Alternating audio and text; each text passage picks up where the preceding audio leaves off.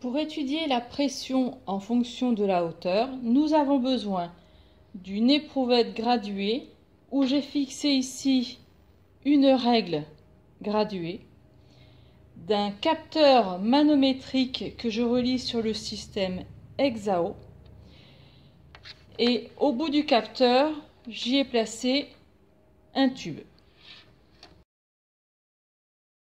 Alors, première étape, j'ouvre le logiciel Exao et je vais placer en abscisse le clavier.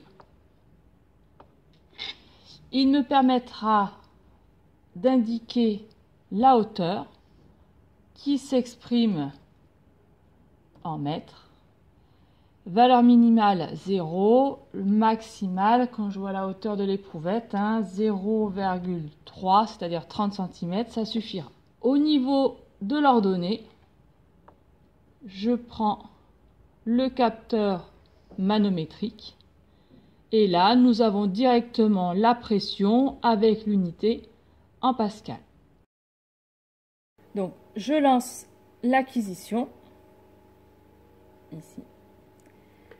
Je reste pour une valeur 0, c'est-à-dire que là, en faisant OK suivant, j'ai indiqué pour aujourd'hui la valeur de la pression atmosphérique. Je remplis l'éprouvette avec de l'eau jusqu'au niveau 0 de ma règle. Je place le tube, par exemple, à, on va dire, 2 cm. Donc, je me positionne à 2 cm. Mais là, faites bien attention, ce n'est pas le bout du tube qui a 2 cm, c'est bien là où il y a le ménisque de l'eau. Quand vous êtes là, vous allez ensuite taper sur le clavier la valeur. Alors 2 cm, c'est 0,02 m. Donc je note ici 0,02 m. Et vous voyez ici le point apparaître. Je clique OK suivant. Vous recommencez ça une dizaine de fois. L'éprouvette faisant environ 30 cm, vous allez environ de 0 à 30. Vous prenez vos propres valeurs. Mes mesures sont finies.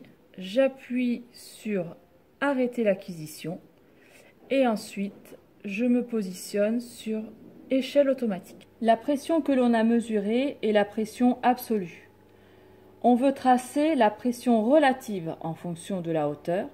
Donc pour cela, nous nous plaçons sur tableau et nous allons créer une nouvelle grandeur, PR pour pression relative, qui s'exprime en pascal.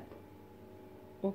Je rappelle que pour déterminer la pression relative, il suffit de faire pression absolue moins pression atmosphérique. Aujourd'hui, la pression atmosphérique, c'est la valeur qui est ici, puisque c'était là où on était à 0. Donc, pour créer une formule, on commence par égal. Donc, c'est la cellule moins, attention, je ne vais pas recliquer sur la cellule, sinon ça fera 0 tout le temps, mais simplement sur la valeur de la pression atmosphérique.